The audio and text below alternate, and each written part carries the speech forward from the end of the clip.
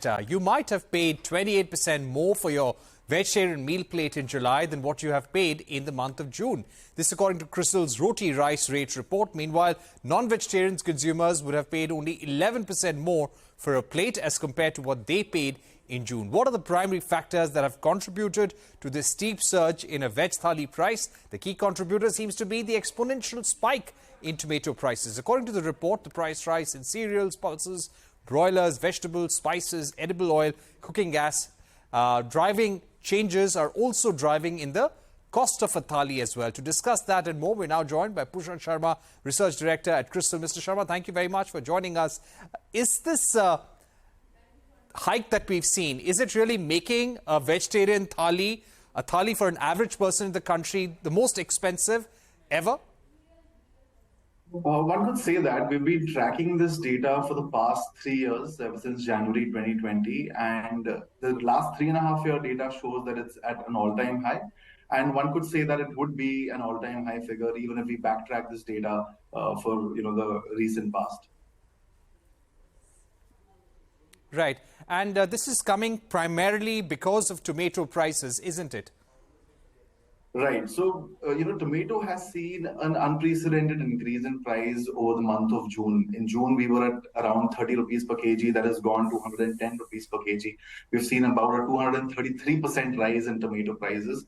So out of the 28% rise that we see, a good 22% in absolute terms can be attributed to tomato.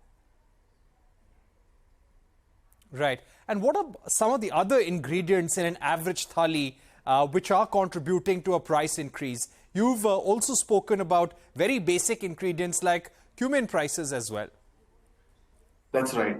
So the thali comprises of various ingredients, and we wanted to make it representative of the consumption habits across India. So it comprises of onion, tomato, potato. It comprises of both rice as well as wheat in the form of roti.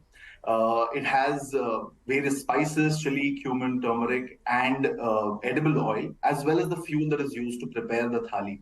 We're seeing a rise across these commodities, right? So whether it is cumin, whether it is ginger, whether it is garlic. I mean, prices are rising for all of these commodities, even onion as well as potato. But the rise in tomato sort of has the lion's share in the overall contribution that we're seeing right now. The only few commodities that are actually sort of helping the thali prices stay stable or bringing it down are edible oil prices that are coming down on month. And for the non-vegetarian thali, because broiler chicken prices are lower by about 3 to 5%, that is the reason why we see a stark difference between the veg and non-veg thali. And what's your outlook? How long will this price remain at this level?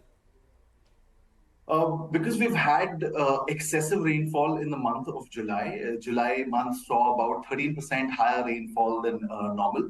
A lot of the horticulture crops, that is fruits and vegetables, are quite sensitive in nature in terms of their sensitivity to temperature as well as rainfall.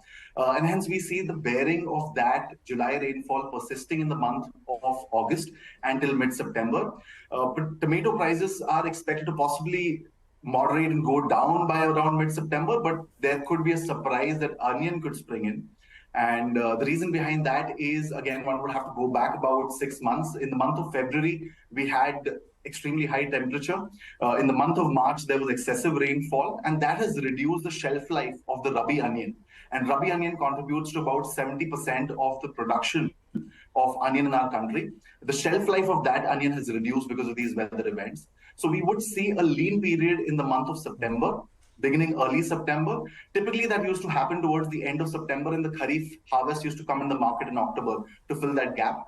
There could be an expansion in the lean period this time around, which would lead to spike in onion prices. And that could keep the thali prices slightly elevated. So to answer your question, we don't see the prices going down till about September. When the fresh harvest comes in the month of October, prices could stabilize there. All right, so you're hoping for prices of an average thali to stabilize by the first week of October, but onions, as you said, could spring a surprise. Thank you very much, Pushan, for joining us with that very important take on how the cost of eating has gone up for an average Indian, both for a non-vegetarian thali and a vegetarian thali as well. Moving on to the semiconductor